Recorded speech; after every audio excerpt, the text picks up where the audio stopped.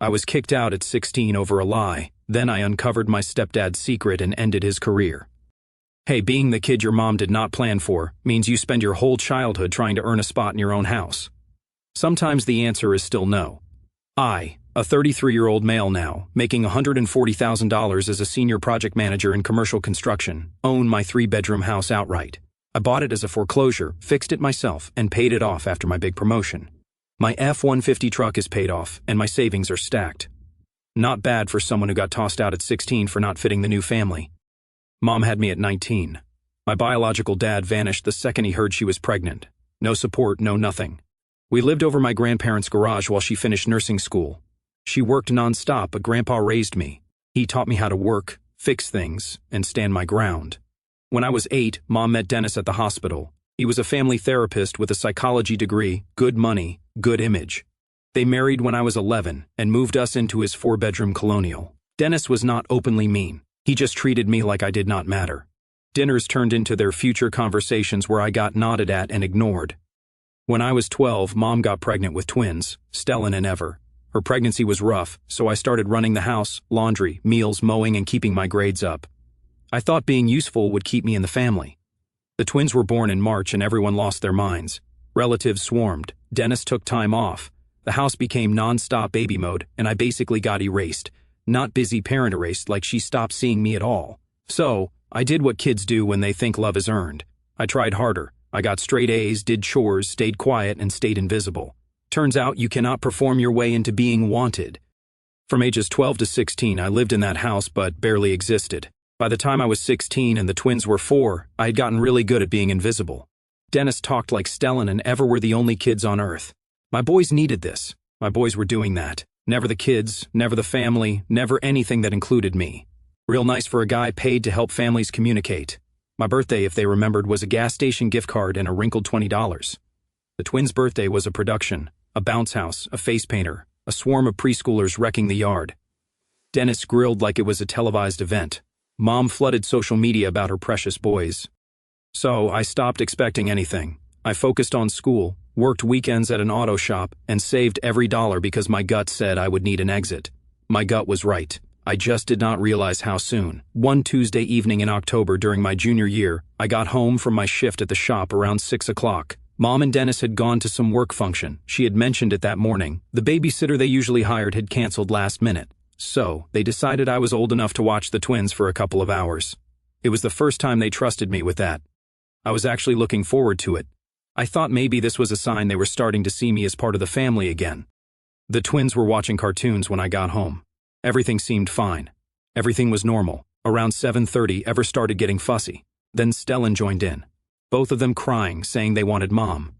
I tried everything. I offered snacks, turned on their favorite show, and suggested we build something with their blocks. Nothing worked. They just kept crying louder. Stellan was working himself up into a full meltdown, that kind where kids cannot catch their breath. I picked him up, held him on my hip the way I had seen Mom do 100 times. I bounced him a little, told him it was okay. Mom would be home soon. I was just trying to calm him down before he made himself sick. That is when I heard the front door open. Mom and Dennis walked in, and the scene they saw was me holding Stellan while Ever cried on the couch. Before I could explain, before I could say anything, Mom's face went from concern to rage in about half a second. She crossed the room fast and ripped Stellan out of my arms. The kid was startled and cried even harder. "What did you do to them?" she demanded, checking Stellan over like I had hurt him. "Nothing. They just wanted you." I was trying to calm him down. The slap came out of nowhere, hard enough that my head snapped to the side and my ears started ringing. I just stood there stunned, my hand going to my face. "Do not you ever touch them," she hissed. Dennis stepped between us and I saw something in his expression that made my stomach drop. Not concern, not confusion, disgust. "Why would you touch my kids?"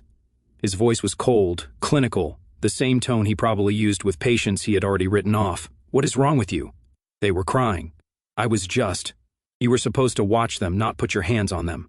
He moved closer, crowding into my space. I knew this was a mistake. I knew we could not trust you around them. Something in me snapped. 4 years of being invisible, being treated like I did not matter, and now this. I shoved him back, not hard, just enough to get him out of my face. "Back off. I did not do anything wrong." Dennis grabbed my shirt, pulled me close. "You stinky little piece of trash. You put your filthy hands on my boy. "You are done here, Dennis." "Get him out," Mom said, her voice shaking with anger. "Get him out of this house right now." "You are insane," I said, looking at both of them. "I was watching them like you asked." They got upset. I was trying to help. Mom's face twisted into something ugly. "No one will ever love you. You are going to die alone and miserable, and you will deserve it." The words hit harder than the slap. I just stared at her, at this woman who was supposed to be my mother, and saw nothing but hatred. Dennis dragged me toward the door. "Get your stuff and get out. You have got 20 minutes before I call the cops and tell them you assaulted me and did something inappropriate with those boys." That threat stopped me cold. I looked at Mom, waiting for her to say something, to tell him he was being crazy. She just stood there holding Stellan, her expression blank. I went to my room in a daze, grabbed 2 duffel bags and started throwing things in: clothes, laptop, school books, the box of photos with Grandpa. My hands were shaking so bad I could barely zip the bags. I kept replaying what just happened, trying to make sense of it. 15 minutes later, I walked past them on my way out. They were sitting in the living room with the twins, who had already calmed down, probably forgot what they had even been crying about. I stopped at the door, turned back. "You are both sick, and you are going to regret this." Dennis smirked. "The only regret here is that we wasted 16 years on you. Your own mom thinks you are a waste of space." Then he laughed. "Good luck finding someone who will care about you." I walked the 1.5 miles to my grandparents' house in the dark, those duffel bags cutting into my shoulders the whole way. My face still stung where she had slapped me. My ear was still ringing. But what hurt most was knowing that after 16 years, that is what I was worth to her: an accusation and 20 minutes to pack. Grandpa opened the door, took one look at me standing there with my bags and my face red from the slap, and his expression went hard. "What happened?" I told him everything: the twins crying, me trying to help, the accusation, the slap, the threats. I watched his face get darker with every sentence. "That is it," he said quietly. "We are done with her." Grandma appeared behind him, saw me, and immediately pulled me inside. She was crying before I even finished explaining. "She hit you, her own son?" "She has made her choice," Grandpa said, putting his hand on my shoulder. "And we have made ours. You are ours now, not just for tonight, for good." That first night in the spare bedroom, staring at the ceiling, something clicked. I was done with her. Done hoping she would remember I existed. Done waiting for her to pick me. It was just me now. And honestly, it felt good to know where I stood. My grandparents did not just give me a roof and food. They went to war for me. Within 2 days, Grandpa contacted a lawyer about guardianship. Mom voluntarily signed temporary custody papers without even asking to talk to me first. She probably wanted to avoid Child Protective Services or police looking into what really happened that night.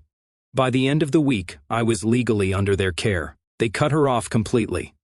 Grandpa wanted to file a police report about Dennis's threats, but the lawyer advised against it. He said getting custody secured first was priority, and a he said, she said situation might drag things out or make Mom fight the guardianship. It was better to get me safe than deal with consequences later. They changed their wills, stopped taking her calls, and told her she was dead to them. When relatives asked what happened, Grandpa told them the truth. She hit our grandson, kicked him out, and accused him of things he did not do to justify it. We are done. For the next 2 years, I worked 20 to 25 hours a week at the local hardware store. That money covered school supplies, clothes, and gas for the beat-up car Grandpa handed down. My grades slid from straight A's to mostly B's, but I still finished with a 3.6 grade point average. Good enough. Mom stayed silent. No texts, no calls, nothing for birthdays, holidays, graduation. I just heard about their newer cars, the twins' big parties, and weekend beach trips. Funny how inappropriate behavior concerns vanished the second I was not their financial burden anymore. Senior year, I got into a few schools. Even with scholarships, I needed loans, which meant an adult CO signer. I mentioned it at dinner with my grandparents, and my Aunt Jill did not blink. She said she would co-sign. I tried to argue, but she shut it down. She had watched me grind since I got thrown out, and she was not letting me lose college over my mom. College was brutal. I worked campus jobs, pulled weekend overnights at a warehouse, did odd jobs, taught myself basic computer-aided design and freelance drawings for small contractors. Sleep was optional. Mom stayed silent. I would occasionally see her perfect family posts through relatives, and finally blocked her. It was not my hobby. 4 years later, I invited Jill to graduation. She showed up early and cheered like it was her win too. Mom did not even know I was graduating. I did not tell her. After graduation, I landed an entry-level project coordinator role at a commercial construction firm 2 hours away. I started at $38,000, moved into a tiny studio, lived cheap, and worked like my job was the only thing keeping the lights on. I learned everything, took extra assignments, and kept leveling up. By my mid-20s, I had paid down most of my loans and started saving seriously. At 26, I found a foreclosed 3-bedroom house that needed work. I got it for cheap. I spent nights and weekends fixing it up myself. Everything Grandpa taught me finally paid off. I took out a small mortgage to close the deal, but the monthly payments were manageable. By my late 20s, I had built real savings and had that decent place mostly renovated.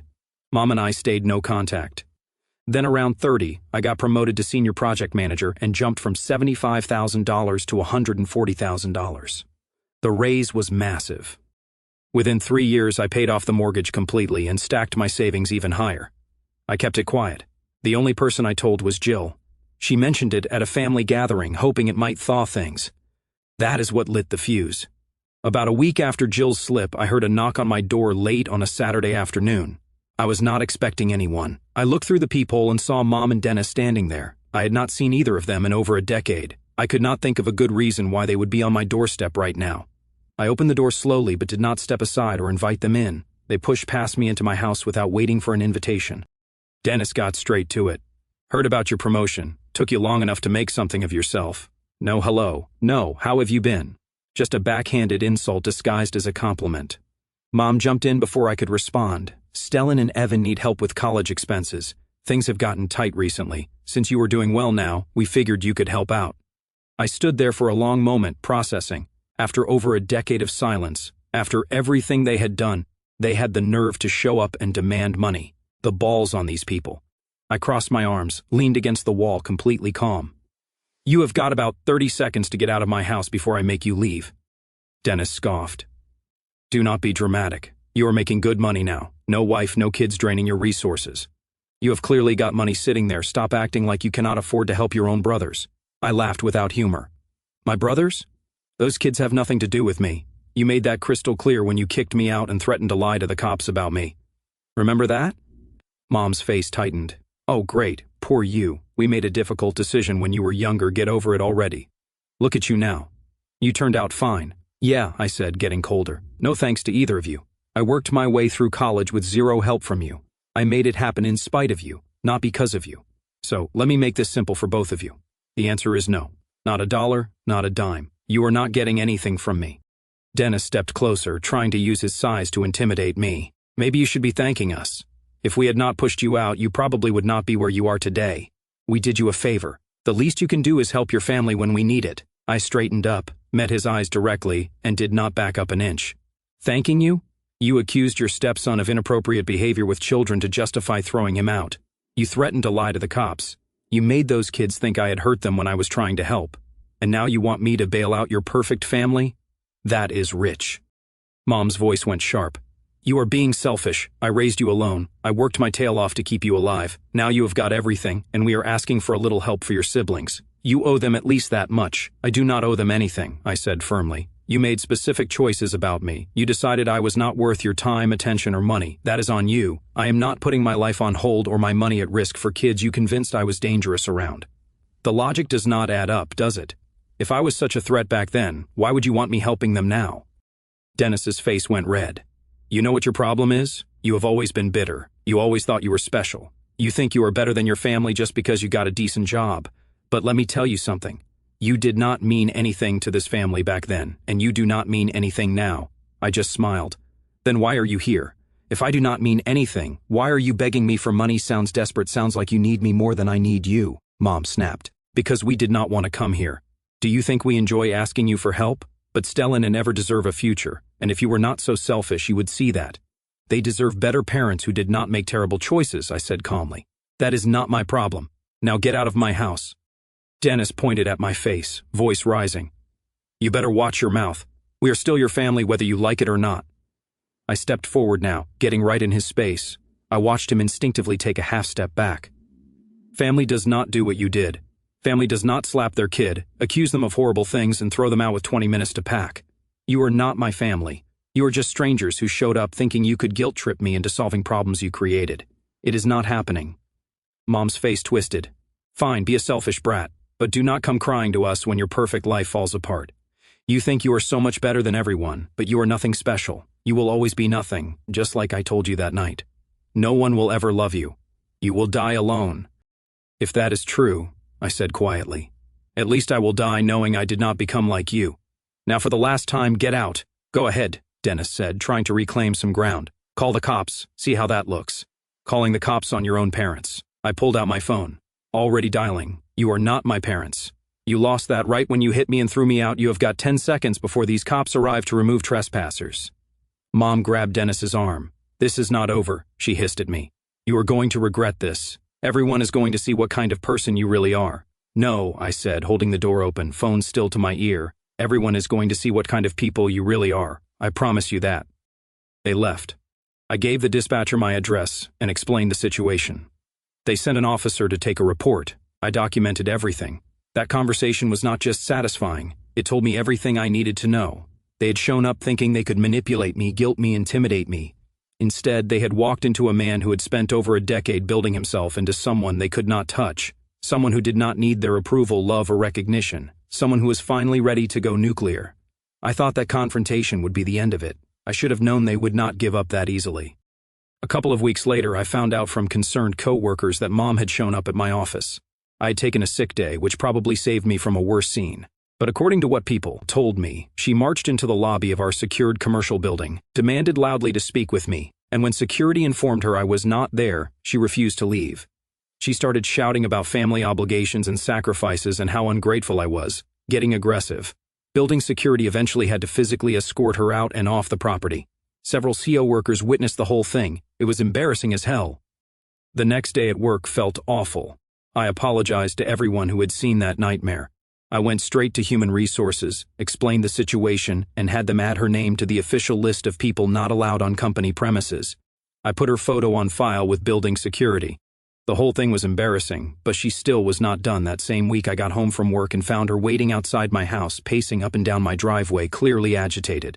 The second I got out of my truck with my work bag, she stormed over. You cannot keep ignoring me. We need to talk about this right now. I kept my distance, keys in my hand. What are you doing here? I told you we are done. We need to have a real conversation.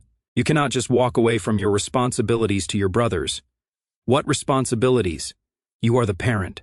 Stellan and Evan are your kids, not mine. Figure it out yourself. That set her off completely. She started screaming about how selfish and ungrateful I was, how I owed her everything for raising me alone. I sacrificed everything for you, she shouted. And this is how you repay me? You did not sacrifice anything for me. Go home. Do not show up here again. Her voice went from loud to hysterical. She started yelling so loudly that neighbors began coming out to see what was happening. He is a brat, she screamed, gesturing at me. Always been selfish. Does not care about anyone but himself. Several neighbors tried to calm her down, but she was way past hearing anyone. Then she actually lunged at me, still screaming. Stay back, I warned, already dialing 911. Do not you dare call the police on your own mother, she shrieked, trying to grab the phone from my hands. I raised you. I sacrificed everything. You abandoned me, I said loudly, holding the phone away. You threw me away like garbage.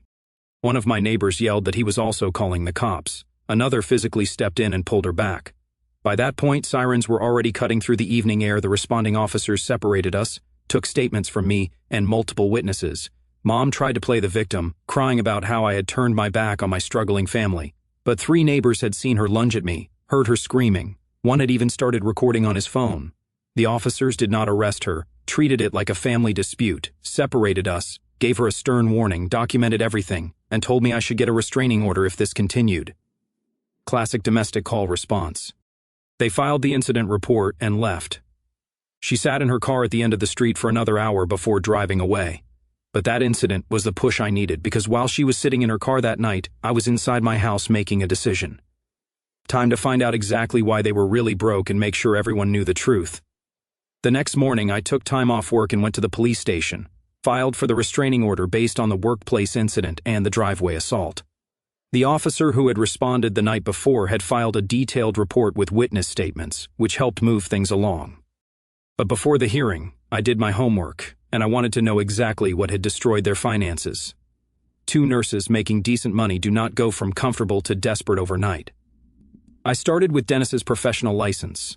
Public records are public for a reason. The state licensing board website had everything laid out. His license was suspended pending investigation. A formal complaint was filed by 3 former clients. It listed ethics violations, including inappropriate dual relationships, boundary violations, and improper termination of therapeutic relationships. The details were clinical, but damning. I kept digging. I found the civil lawsuits next. Dennis was being sued by 2 former patients for emotional distress and malpractice. One case involved him developing a personal relationship with a vulnerable client, and then abruptly ending therapy when it got complicated. Another involved him taking on a client while simultaneously having a social relationship with that client's ex-spouse. These were basic ethics violations that any first-year therapist knows to avoid. But it got worse. I found allegations in court filings about a federal audit, a Medicaid and Medicare fraud investigation, with claims Dennis had been billing for sessions that never happened, billing couples therapy when only one person attended, and upcoding session types to get higher reimbursements. Public docket entries laid it out. Systematic billing issues that do not happen by accident. The hospital cut ties with him immediately when the investigation started. His malpractice insurance dropped him. He was looking at potential criminal charges, massive civil penalties, and complete financial ruin. The man who made his living telling people how to fix their lives could not follow basic professional ethics. The hypocrisy was almost funny if it was not so pathetic. A family therapist who specialized in helping families communicate and maintain boundaries, who had built his career on professional ethics and helping vulnerable people, had systematically violated every rule in the book. And the same man who had accused his teenage stepson of inappropriate behavior with children had been engaging in inappropriate relationships with vulnerable adult clients. I compiled everything, every board action, every lawsuit, every audit notice, public records anyone could verify. When I told my grandparents everything, they were furious. "She has lost her mind," Grandpa said, shaking his head. "Coming after you like this while her husband destroys everything through his own choices." Grandma's voice was heavy with disgust. A therapist, someone people trusted to help them, and he was using them like that. Sick. "They deserve each other," I said, "and they are going to get exactly what they deserve." The restraining order hearing came about 3 weeks later. The judge reviewed the police reports, witness statements, and documented harassment pattern. Mom showed up with some story about being a concerned parent. She tried the tears, but the evidence spoke louder than her performance. The judge granted a 3-year order without much deliberation. After the order went into effect, the direct harassment stopped. No more showing up at my work or house, but she found workarounds. She started calling me from different numbers. I blocked every single one. She sent letters to my house that went straight into my documentation folder. She got relatives to reach out on her behalf with messages about how she just wanted to talk and work things out. I shut that down immediately, told them I had no interest in reconciliation and they needed to stop carrying her messages. Most family members backed off after that. She even tried showing up at my grandparents' house a few times, demanding they make me see reason. My grandparents called her out hard every time, told her to leave and never come back when she refused the 3rd time. Grandpa called the cops himself. They gave her a citation for trespassing and reminded her about the restraining order. Coming to my grandparents' house to harass them about me counted as indirect contact. That finally got her to back off for a while. Life finally started looking normal again. I threw myself into work, my house, and the people who actually mattered. My grandparents, Jill, and a couple of close friends. I installed security cameras, kept my documentation folder updated, and focused on moving forward. A few months after things quieted down, I started taking care of the people who had taken care of me. First was my grandparents. I paid for the new roof they had been putting off, covered their property taxes for the year, and set up a medical fund so they would never have to stress about bills again. They tried to refuse. I told them it was not negotiable. They gave me everything when I had nothing. Jill was next. I did not want to just repay her. I wanted her to feel what she did for me. So I planned a long weekend trip to the Grand Canyon for her whole family, something she had talked about for years but never did, because she was always putting everyone else first. I covered flights, a decent hotel, and gave her spending money for food and activities so she could actually enjoy it without doing mental math the whole time. When I handed her the envelope, she opened it and just froze. "What is this?" "It is for you," I told her. "You showed up when nobody else did. You deserve something good." She started shaking her head, saying she did not help me for anything back. I told her that was the point. She hugged me so hard I could barely breathe, and for the first time in a long time, I felt what it is like to be valued instead of tolerated. Of course, word got around fast. Jill was excited and told family. Within days, it got back to Mom, and she lost her mind. She started calling from new numbers, leaving increasingly unhinged voicemails about how I could afford vacations and gifts but would not pay for my brother's college, accusing me of rubbing my success in her face, asking how I could give money to anyone else when family was struggling. Every voicemail went straight into the documentation folder. Stellan and Evan started reaching out too, probably through relatives or mom handing them my number. Same energy, not humble, not sincere, just entitled, bitter, jealous. Why was I playing favorites with Jill? Why did I think I was too good for them? Why was I being petty? I did not reply. I saved everything. And that was the last straw. I had been patient. I had documented the harassment. And I had given them every chance to back off. They did not. So, I decided it was time to make sure everyone knew exactly who they were and what they had done. I started by writing everything out. Not an emotional rant, just a clean timeline with receipts. The night I was 16, the twins crying, me trying to help, the slap, the accusations, the threats. The decade of silence. Then Mom and Dennis showing up demanding money. After that, the workplace scene, the driveway incident, the restraining order, and Stellan and Evan's entitled messages. The real leverage was Dennis's professional collapse. I did not vaguely reference it. I linked the state licensing board documents showing his suspended license, included redacted excerpts from the ethics complaints showing the pattern of boundary violations and dual relationships, and attached links to the civil lawsuits and fraud investigation. All public record, all verifiable. The story basically wrote itself. A family therapist obsessed with ethics and boundaries, violating the rules for years. The same guy who accused his teenage stepson of being inappropriate then threw him out with threats. And once the consequences hit, they came looking for money from the kid they discarded. I did not post it publicly. That would have been messy. I sent it directly to the family members who mattered, and who Mom had been working for sympathy, my grandparents, siblings, cousins, key people in the extended family. Every claim backed by documents, public records, and screenshots. I attached one note. Since there is confusion, here is the timeline with documentation. Draw your own conclusions. The reaction was not instant because real family drama is not a movie. Over the next few weeks, relatives reached out privately to apologize for buying her version. A few admitted they had been considering helping her financially, and were glad they saw the truth first. Others were disgusted by Dennis's violations, especially the ones who had connections to the mental health world, or knew people who had seen him as a therapist. That is where it really hurt. Word spread through his former colleagues and professional network. The reputation he had spent his life polishing did not just crack, it caved in. He went from respected professional to that therapist. Some older relatives tried to play mediator with the usual forgiveness speeches and family loyalty guilt. I shut it down immediately, told them I appreciated the concern, but the conversation was closed. They could have whatever relationship they wanted with her. I was done. After that, it spread quietly, private calls, side conversations, people making up their own minds. Mom's support network started shrinking. Jill told me relatives stopped returning her calls, made excuses when she tried to set things up, or just went silent. The cousins who used to help with money and favors suddenly had their own problems. Mom tried to claim I fabricated everything and she was the victim. It did not stick. Police reports are police reports. Court documents are court documents. Licensing board actions are public record. Her voicemails and Stellan and Evan's messages were saved verbatim. The pattern was obvious. Stellan and Evan tried defending her in the family group chat, which only made it worse because people could see the same entitled tone I had already included. They came off exactly as they were, kids raised to think they were owed support, confused why the brother they never treated like family would not bankroll them. The best part was hearing multiple relatives say they had been close to helping Mom and the twins financially before they saw the packet. After they did, those doors slammed shut. She had been working the family for money, and I killed that plan. The fallout was not some dramatic explosion, it was just done. Invitations stopped. People were busy. Her usual circle pulled back in slow motion. Then Dennis's situation got worse. One of the civil lawsuits went to trial. Testimony dragged out years of ethics violations and manipulative behavior with vulnerable clients, including using his position to start inappropriate relationships. He lost badly. The judgment was big enough, they had to sell the house. The 4-bedroom colonial he had inherited and never paid for was gone. They ended up in a 2-bedroom apartment in a worse part of town. Mom was working double shifts to cover rent and legal fees. Stellan and Evan were working fast food because they had burned through connections, trying to land better opportunities.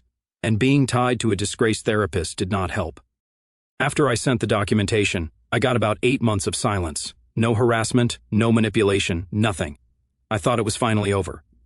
Then on a cold Friday evening in late November, I pulled into my driveway after work and noticed a car parked across the street. I did not think much of it at first. Neighbors have guests. But as I got out of my truck, I saw Mom sitting in the driver's seat, watching my house, just sitting there, not getting out, not approaching, just watching. I grabbed my work bag, went inside through the garage, and closed the door.